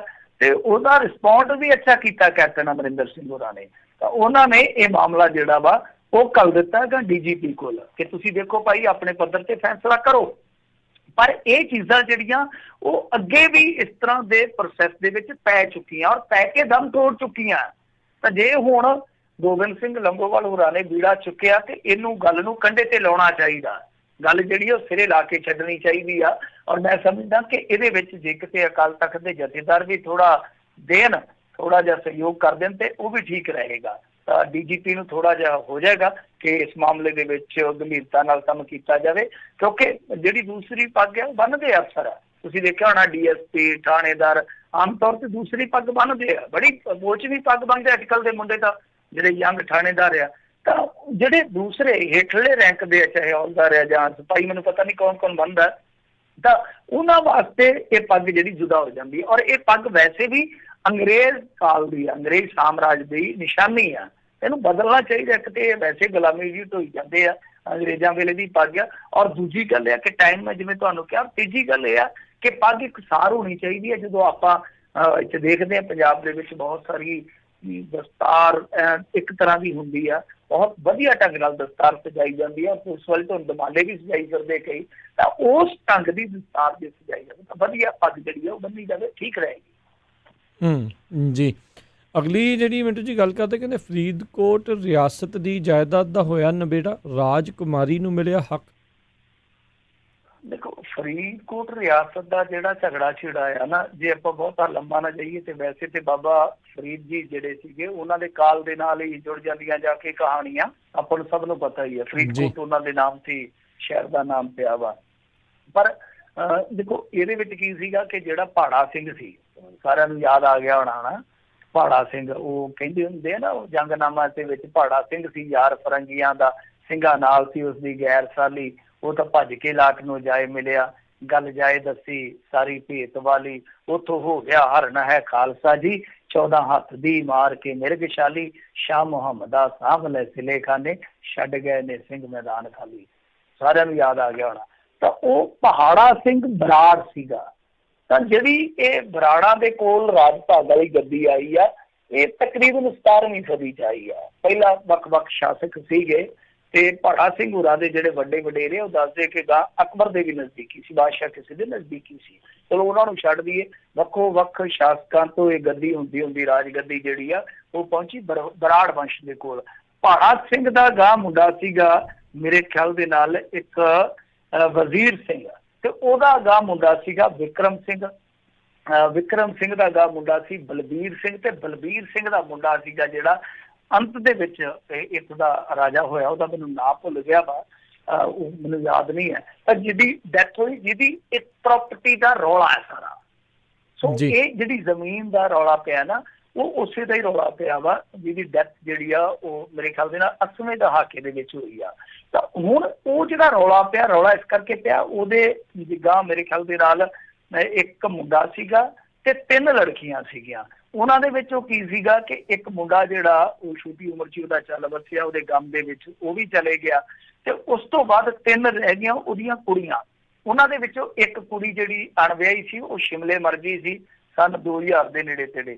2 ਕੁੜੀਆਂ ਰਹਿ ਗਈਆਂ, ਇੱਕ ਬੰਗਾਲ ਦੇ ਰਾਜ ਘਰਾਣੇ 'ਚ ਵਿਆਹੀ ਸੀ ਵਰਧਮਾਨ ਮੇਰੇ ਖਿਆਲ ਦੇ ਨਾਲ ਪ੍ਰਿੰਸ ਹੈਨਰੀ ਨਾਲ, ਔਰ ਦੂਸਰੀ ਜਿਹੜੀ ਸੀਗੀ ਉਹ ਚੰਡੀਗੜ੍ਹ ਸੀਗੀ। ਤਾਂ ਇਹਨਾਂ ਦਾ ਦੋਨਾਂ ਦਾ ਰੌਲਾ ਸੀਗਾ। ਰੌਲਾ ਇਹੋ ਸੀਗਾ ਕਿ ਜਦੋਂ ਰਾਜਾ ਮਰਿਆ, ਜਿਸ ਸਮੇਂ ਉਹਦਾ ਇੰਤਕਾਲ ਹੋਇਆ, ਉਸ ਤੋਂ ਬਾਅਦ ਦੱਸਦੇ ਇੱਕ ਤਥਾ ਕਥਿਤ ਵਸੀਅਤ ਸਾਹਮਣੇ ਆ ਗਈ। ਵਸੀਅਤ ਦੇ ਵਿੱਚ ਇੱਕ ਟਰਸਟ ਸੀਗੀ, ਟਰਸਟ ਦੇ ਨਾਂ ਹੀ ਸਾਰੀ ਜ਼ਮੀਨ ਕਰ ਦਿੱਤੀ। ਉਹ ਜ਼ਮੀਨ ਪਤਾ ਕਿੰਨੇ ਦੀ ਆ? ਉਹ ਜ਼ਮੀਨ ਜਿਹੜੀ ਟੋਟਲ ਓਵਰਆਲ ਵਸੀਅਤ, ਕਿਉਂਕਿ ਅਸੀਂ ਨਿੱਕੇ ਹੁੰਦਿਆਂ ਨੇ ਕਹਾਣੀਆਂ ਸੁਣੀਆਂ, ਉਦੋਂ ਕੋਈ 5000 ਕਰੋੜ ਦੀ ਕਹਿੰਦਾ ਸੀਗਾ ਕਿ ਕੋਈ 10,000 ਕਰੋੜ ਦੀ, ਉਦੋਂ ਕਰੋੜ ਵੀ ਬਹੁਤ ਵੱਡੀ ਗੱਲ ਹੁੰਦਾ ਸੀ। ਪਰ ਹੁਣ ਇੱਕ ਅੰਦਾਜ਼ਾ ਆ ਕਿ ਉਹ ਜਾਇਦਾਦ ਜਿਹੜੀ ਆ 20 ਤੋਂ 25,000 ਕਰੋੜ ਦੀ ਆ ਜਿਹਦਾ ਫੈਸਲਾ ਹੋਇਆ। ਤਾਂ ਤੁਸੀਂ ਸਮਝ ਗਏ ਹੋਵੋਗੇ ਨਾ ਕਿ ਕਿੰਨੀ ਵੱਡੀ ਜਾਇਦਾਦ ਦਾ ਰੌਲਾ ਸੀਗਾ। ਤਾਂ ਇਹ ਜਿਹੜਾ ਟਰਸਟ ਸੀਗਾ ਮਹਾਰਾਵਲ ਖੀਵਾਜੀ ਟਰਸਟ, ਇਹ 1986 ਚ ਬਣਿਆ। ਤਾਂ ਇਸੇ ਮਾਮਲੇ ਨੂੰ ਹੀ ਚੈਲੰਜ ਕੀਤਾ ਗਿਆ ਸੀਗਾ। ਜੋ ਰਿਆਸਤ ਦੇ ਆਖਰੀ ਰਾਜਾ ਸੀ, ਮੈਨੂੰ ਯਾਦ ਆ ਗਿਆ, ਹਰਿੰਦਰ ਸਿੰਘ ਬਰਾੜ ਸੀ ਉਹਨਾਂ ਦਾ ਨਾਮ। ਤਾਂ ਉਹ ਚੈਲੰਜ ਕੀਤਾ ਗਿਆ। ਫਿਰ ਛੋਟੀ ਹੇਠਲੀ ਅਦਾਲਤ ਨੇ ਉਹ ਇਹਨਾਂ ਦੇ ਹੱਕ ਦੇ ਵਿੱਚ ਫੈਸਲਾ ਦੇ ਦਿੱਤਾ, ਜਿਹੜੀਆਂ ਰਾਜੇ ਦੀਆਂ 2 ਬੇਟੀਆਂ ਸਨ। ਪਰ ਉਸ ਮਾਮਲੇ ਨੂੰ ਫਿਰ ਹਾਈ ਕੋਰਟ ਦੇ ਵਿੱਚ ਚੈਲੰਜ ਹੋਇਆ। ਹਾਈ ਕੋਰਟ ਨੇ ਵੀ ਉਹ ਫੈਸਲਾ ਜਿਹੜਾ ਵੈਸੇ ਦਾ ਵੈਸਾ ਹੀ ਰੱਖਿਆ। ਤਾਂ ਇਹ ਆਪਣੇ ਆਪ ਦੇ ਵਿੱਚ ਬਹੁਤ ਮਹੱਤਵਪੂਰਨ ਗੱਲ ਆ ਕਿ ਉਹਨਾਂ ਨੂੰ ਉਹਨਾਂ ਦੀ ਜਾਇਦਾਦ ਜਿਹੜੀ ਆ ਉਹ ਮਿਲ ਗਈ ਆ। ਪਰ ਇਹਦੇ ਵਿੱਚ ਇੱਕ ਹੈ ਕਿ ਇੰਨੀ ਵੱਡੀ ਜਾਇਦਾਦ ਜਿਹੜੀ ਆ, ਇੰਨੀ ਮਹਿੰਗੀ ਜਾਇਦਾਦ, ਹੋ ਸਕਦਾ ਇਹ ਮਾਮਲਾ ਗਾ ਸੁਪਰੀਮ ਕੋਰਟ ਦੇ ਵਿੱਚ ਵੀ ਚੱਲ ਜਾਵੇ। ਤਾਂ ਤੁਸੀਂ ਆਪ ਹਿਸਾਬ ਲਾ ਲਓ ਕਿ 25-26 ਸਾਲਾਂ ਬਾਅਦ ਹਾਈ ਕੋਰਟ 'ਚੋਂ ਫੈਸਲਾ ਆਇਆ ਵਾ। ਹੋ ਸਕਦਾ ਆਉਣ ਵਾਲੇ ਸਮੇਂ ਦੇ ਵਿੱਚ ਮੰਨ ਲਓ ਜੇ ਸੁਪਰੀਮ ਕੋਰਟ 'ਚ ਮਾਮਲਾ ਚੱਲ ਜਾਵੇ ਤੇ ਸਮਾਂ ਜਿਹੜਾ ਉਹ ਹੋਰ 10-20 ਸਾਲ ਦਾ ਕੋਈ ਲੱਗ ਜਾਵੇ। ਤਾਂ ਇਹਦੇ ਵਿੱਚ 2 ਜਿਹੜੀਆਂ ਬੇਟੀਆਂ ਇਹਨਾਂ ਦੀਆਂ, ਇੱਕ ਤੇ ਦਪਿੰਦਰ ਕੌਰ ਸੀ, ਇੱਕ ਸੀਗੀ ਅਮਰਪਾਲ ਕੌਰ। ਇਹਨਾਂ ਨੂੰ ਸ਼ੇਅਰ ਜਿਹੜਾ 75% ਦਿੱਤਾ ਗਿਆ, ਸ਼ਾਇਦ 25% ਜਿਹੜਾ ਉਹ ਰਾਣੀ ਵਾਸਤੇ ਰੱਖਿਆ ਗਿਆ। ਜੀ ਜੀ ਜੀ ਮਿੰਟੂ ਜੀ, ਜਾਂਦੇ ਜਾਂਦੇ ਗੱਲ ਕਰੀਏ ਤਾਂ ਕਹਿੰਦੇ ਕੁਛ ਰਾਜਾਂ ਨੇ ਆਪਣੀ ਬੱਸ ਆਵਾਜਾਈ ਨੂੰ ਨਾ ਕੀਤੀ ਆ। ਹਾਂਜੀ, ਦੇਖੋ ਬੱਸਾਂ ਦੀ ਜਿਹੜੀ ਆਵਾਜਾਈ ਆ ਉਹ ਇਸ ਕਰਕੇ ਨਾ ਕੀਤੀ ਜਾ ਰਹੀ ਆ ਕਿਉਂਕਿ ਹਰੇਕ ਰਾਜ ਦੀ ਜਿਹੜੀ ਸਮੱਸਿਆ ਉਹ ਅਲੱਗ ਆ, ਭਿੰਨ ਆ। ਜਿਸ ਤਰ੍ਹਾਂ ਹੁਣ ਲਾ ਲਓ ਕਿ ਆਪਣੇ ਨਾਲ ਹਰਿਆਣਾ, ਹੁਣ ਸਾਡੇ ਪੰਜਾਬ ਦੇ ਵਿੱਚ ਮਾਮਲੇ ਚਲੋ ਆ ਰਹੇ ਆ, ਐਵਰੇਜ ਲਾ ਲਓ ਕਿ 25-30 ਮਾਮਲੇ ਜਿਹੜੇ ਡੇਲੀ ਆਉਂਦੇ ਆ ਤੇ ਬੰਦੇ ਰਿਕਵਰ ਹੋ ਕੇ ਚਲੇ ਜਾਂਦੇ ਆ। ਹਰਿਆਣੇ ਦੇ ਵਿੱਚ ਲਾ ਲਓ ਕਿ ਰੋਜ਼ਾਨਾ ਜੇ ਹੁਣ ਦੇਖੀ, ਪਹਿਲਾਂ ਤੇ ਉਹਨਾਂ ਨੇ ਬਹੁਤ ਵਧੀਆ ਕੰਮ ਕੀਤਾ ਵਾ ਤੇ ਹੁਣ 100-150 ਦੀ ਔਸਤ ਉਹਨਾਂ ਦੀ ਬਣੀ ਪਈ ਆ। ਤੇ ਜੇ ਦਿੱਲੀ ਚੱਲ ਜਾਓਗੇ ਪਰਾਂ ਤੇ ਉਹਨਾਂ ਦੀ ਔਸਤ ਹੈਗੀ ਆ ਲਾ ਲਓ ਕਿ 500 ਵੀ। ਹੁਣ ਮੈਂ ਇੱਕ ਐਗਜ਼ੈਕਟ ਫਿਗਰ ਨਹੀਂ ਦੱਸ ਰਿਹਾ, ਇੱਕ ਮਿਸਾਲ ਦੇ ਰਿਹਾ ਮੈਂ ਤੁਹਾਨੂੰ। ਤਾਂ ਤਿੰਨਾਂ ਦੀ ਕਿੰਨਾ ਭਿੰਨ ਹੋ ਗਈ ਨਾ, ਕਿੰਨੀ ਭਿੰਨ ਹੋਊਗੀ ਕਿ ਇੱਕ ਦੀ ਐਵਰੇਜ ਕੋਈ 30-40 ਆਉਂਦੇ ਆ ਮਰੀਜ਼ ਤੇ ਉਹਨੇ ਠੀਕ ਠਾਕ ਹੋ ਕੇ ਚਲੇ ਜਾਂਦੇ ਆ। ਯਾਨੀ ਕੋਈ ਬਹੁਤੀ ਜ਼ਿਆਦਾ ਸਮੱਸਿਆ ਨਹੀਂ। ਉਹ ਹੈ ਪੰਜਾਬ, ਜਿੱਥੇ ਠੀਕ ਠਾਕ ਆ ਉੱਥੇ ਹਰਿਆਣਾ 100 ਐਵਰੇਜ 150, ਤੇ ਜਿੱਥੇ ਬਹੁਤ ਜ਼ਿਆਦਾ ਕ੍ਰਿਟੀਕਲ ਹੈ ਉੱਥੇ 500-1000 ਵੀ ਆ ਰਿਹਾ। ਤਾਂ ਪਰ ਜੇ ਇੱਕ ਬੱਸ ਜਾਣੀ ਆ ਦਿੱਲੀ, ਉਹਨੇ ਹਰਿਆਣੇ ਦੇ ਵਿੱਚ ਵੀ ਰੁਕਣਾ ਤਾਂ ਪੰਜਾਬ ਦੇ ਵਿੱਚੋਂ ਚੱਲ ਕੇ ਫਿਰ ਆ ਕੇ ਪੰਜਾਬ ਦੇ ਵਿੱਚ ਖੜਨਾ, ਉਦੋਂ ਦਿੱਲੀ 'ਚੋਂ ਆਉਣਾ। ਤਾਂ ਇਹਦੇ ਨਾਲ ਕੀ ਆ ਕਿ ਵੱਖੋ ਵੱਖਰੇ ਰਾਜਾਂ ਦੇ ਵਿੱਚ ਜਿਹੜੀ ਵੱਖੋ ਵੱਖਰੀ ਸਥਿਤੀ ਆ ਉਹ ਫਿਰ ਬਦਲਣੀ ਸ਼ੁਰੂ ਹੋ ਜਾਏਗੀ। ਤੁਸੀਂ ਸਮਝ ਗਏ ਨਾ। ਸੋ ਇਸੇ ਕਰਕੇ ਕੁਛ ਰਾਜ ਜਿਹੜੇ ਆ, ਹਾਲਾਂਕਿ ਜਿਹੜੀ ਕੇਂਦਰ ਸਰਕਾਰ ਆ ਉਹਨੇ ਅਨਲੌਕ ਕਰਨਾ ਜਿਹੜਾ ਇੰਡੀਆ, ਉਹਦੇ 3 ਫੇਜ਼ ਮੈਂ ਤੁਹਾਨੂੰ ਦੱਸੇ ਸੀਗੇ। ਤਾਂ ਉਹਦੇ ਵਿੱਚ ਜਿਹੜਾ ਪਹਿਲਾ ਫੇਜ਼ ਆ ਉਹਨੂੰ ਅਖਤਿਆਰ ਦੇ ਰੂਪ 'ਚ ਦਿੱਤਾ ਗਿਆ ਸਟੇਟਾਂ ਦੇ ਕੋਲ ਕਿ ਤੁਸੀਂ ਆਪੋ ਆਪਣੇ ਹਿਸਾਬ ਨਾਲ ਕੁਛ ਚੀਜ਼ਾਂ ਵੇਖ ਸਕਦੇ ਹੋ। ਪਰ ਇਹ ਆ ਕਿ ਇਸ ਗਾਈਡਲਾਈਨ ਦੇ ਵਿੱਚ ਤੁਸੀਂ ਕੋਈ ਐਕਸਟਰਾ ਢਿੱਲ ਨਹੀਂ ਦੇ ਸਕਦੇ, ਪਰ ਜੋ ਤੁਹਾਨੂੰ ਅਖਤਿਆਰ ਦਿੱਤੇ ਆ ਉਸ ਮਾਮਲੇ 'ਚ ਸਖਤਾਈ ਕਰ ਸਕਦੇ ਹੋ, ਵਰਤ ਸਕਦੇ ਹੋ। ਤਾਂ ਬਹਰਹਾਲ ਕੀ ਆ ਕਿ ਪੰਜਾਬ ਨੇ ਆਪਣੇ ਅੰਦਰ ਤੇ ਬੱਸਾਂ ਜਿਹੜੀਆਂ ਚਲਾ ਦਿੱਤੀਆਂ। ਹੁਣ ਜਿਹੜੀਆਂ ਦੂਸਰੀਆਂ ਜਿੱਦਾਂ ਹੁਣ ਦਿੱਲੀ ਵਰਗੀਆਂ ਸਟੇਟ ਹੈ ਉਹ ਕਹਿੰਦੀ ਆ ਕਿ ਨਹੀਂ, ਸਾਡੀਆਂ ਹੱਦਾਂ ਸੀਲ ਅਸੀਂ ਵੜਨੇ ਦੇਣੀਆਂ। ਚੰਡੀਗੜ੍ਹ ਵੀ ਕਹਿ ਰਿਹਾ। ਔਰ ਕਮਾਲ ਦੀ ਗੱਲ ਆ ਕਿ ਜਦੋਂ ਪੰਜਾਬ ਨੇ ਆਪਣੀਆਂ ਸਰਕਾਰੀ ਬੱਸਾਂ ਬਾਹਰ ਜਾਣ ਤੋਂ ਰੋਕੀਆਂ ਹੋਈਆਂ ਤਾਂ ਉਸ ਸਮੇਂ ਬਾਦਲਾਂ ਦੀ ਬੱਸ ਨੂੰ ਇੱਕ ਕਲਰਕ ਨੇ ਹੀ ਇਜਾਜ਼ਤ ਦੇ ਦਿੱਤੀ ਕਿ ਲਓ ਭਾਈ ਤੁਸੀਂ ਲਾ ਲਓ ਚੰਡੀਗੜ੍ਹ ਦੇ ਕਿਹੜੇ। ਤੇ ਹੁਣ ਕਲਰਕ ਨੂੰ ਸਸਪੈਂਡ ਕਰ ਦਿੱਤਾ ਗਿਆ ਜਦੋਂ ਰੌਲਾ ਪੈ ਗਿਆ ਵਾ। ਹੁਣ ਪਤਾ ਨਹੀਂ ਕਲਰਕ ਨੇ ਕੰਮ ਕੀਤਾ ਕਿ ਜਾਂ ਕਲਰਕ ਦੇ ਉੱਤੇ ਕੋਈ ਹਥਰਕ ਵੀ ਬੈਠਾ ਸੀਗਾ। ਇਹ ਕਲਰਕਾਂ ਦੇ ਉੱਤੇ ਹਥਰਕ ਵੀ ਬੈਠਾ ਹੁੰਦਾ। ਪਰ ਬਾਅਦ ਦੇ ਵਿੱਚ ਜਦੋਂ ਰੌਲਾ ਪਿਆ ਕਿ ਸਿਆਸੀ ਤੌਰ ਤੇ ਨੁਕਸਾਨ ਹੋ ਜਾਣਾ, ਉਦੋਂ ਇਹਨਾਂ ਨੇ ਚੁੱਪ ਕਰਕੇ ਉਹਨਾਂ ਨੂੰ ਸਸਪੈਂਡ ਕਰ ਦਿੱਤਾ। ਸੋ ਇਹ ਹਾਲ ਦੀ ਘੜੀ ਜੋ ਮਾਮਲਾ ਹੈ ਉਹ ਇਸੇ ਤਰ੍ਹਾਂ ਦਾ ਹੀ ਹੈ ਕਿ ਸਟੇਟਾਂ ਆਪੋ ਆਪਣੇ ਹਿਸਾਬ ਨਾਲ ਬੱਸਾਂ ਮਾੜੀਆਂ ਮੋਟੀਆਂ ਚਲਾ ਰਹੀਆਂ। ਜਿਸ ਤਰ੍ਹਾਂ ਪੰਜਾਬ 'ਚ ਚੱਲ ਰਹੀਆਂ, ਕੁਛ ਸਰਕਾਰੀ ਬੱਸਾਂ ਚੱਲ ਰਹੀਆਂ, ਨਿੱਜੀ ਬੱਸਾਂ ਨੂੰ ਮਨਾਹੀ ਆ। ਪਰ ਹੋ ਸਕਦਾ ਜੇ ਕੱਲ ਨੂੰ ਨਿੱਜੀ ਬੱਸਾਂ ਨੂੰ ਅਲਾਉ ਕਰ ਦਿੱਤਾ ਜਾਵੇ ਪਰ ਇੰਟਰ ਸਟੇਟ ਦਾਖਲਾ ਨਹੀਂ ਹੋਏਗਾ। ਤਾਂ ਇਸ ਕਰਕੇ ਕੁਛ ਸਟੇਟਾਂ ਜਿਹੜੀਆਂ, ਕਿਉਂਕਿ ਉਹਨਾਂ ਦੀ ਸਥਿਤੀ ਵੱਖੋ ਵੱਖਰੀ ਆ, ਉਹ ਡਰਦੇ ਵੀ ਆ, ਕੁਛ ਪਹਿਲਾਂ ਹੀ ਡਰੇ ਪਏ ਆ। ਸੋ ਇਸ ਕਰਕੇ ਅਲਾਉ ਨਹੀਂ ਕਰ ਰਹੇ ਬੱਸਾਂ ਨੂੰ। ਜੀ ਜੀ। ਸੋ ਅਜੇ ਸਾਰਾ ਕੁਛ ਜਿਹੜਾ ਜੀ ਓਪਨ ਹੁੰਦਿਆਂ ਨੂੰ ਵੈਸੇ ਵੀ ਸਮਾਂ ਜਿਹੜਾ ਉਸਨੂੰ ਲੱਗ ਹੀ ਜਾਣਾ ਆ। ਮਿੰਟੂ ਜੀ, ਬਹੁਤ ਬਹੁਤ ਤੁਹਾਡਾ ਆਪਾਂ ਧੰਨਵਾਦ ਕਰਦੇ ਹਾਂ। ਤੁਸੀਂ ਸਾਡੇ ਨਾਲ ਜੁੜੇ ਇਹਨਾਂ ਖਬਰਾਂ ਬਾਰੇ ਜਾਣਕਾਰੀ ਦਿੱਤੀਆਂ। ਅਗਲੀ ਵਾਰ ਤੱਕ ਲਈ ਬੜੀ ਮਿਹਰਬਾਨੀ। ਪਿਆਰ ਭਰੀ ਸਤਿ ਸ਼੍ਰੀ ਅਕਾਲ ਜੀ। ਸਤਿ ਸ਼੍ਰੀ ਅਕਾਲ ਜੀ। ਅਤੇ ਸਰੋਤਿਓ, ਇੱਥੇ ਸਾਡਾ ਅੱਜ ਦਾ ਇਹ ਪ੍ਰੋਗਰਾਮ ਸਮਾਪਤ ਹੈ। ਮਿਲਦੇ ਹਾਂ ਅਗਲੀ ਵਾਰ। ਉਦੋਂ ਤੱਕ ਲਈ ਮੇਰੇ ਵੱਲੋਂ ਵੀ ਤੁਹਾਨੂੰ ਸਾਰਿਆਂ ਨੂੰ ਪਿਆਰ ਸਤਿਕਾਰ ਸਹਿਤ ਸਤਿ ਸ਼੍ਰੀ ਅਕਾਲ। ਸੁਣਦੇ ਰਹੋ ਪੰਜਾਬੀ ਰੇਡੀਓ USA।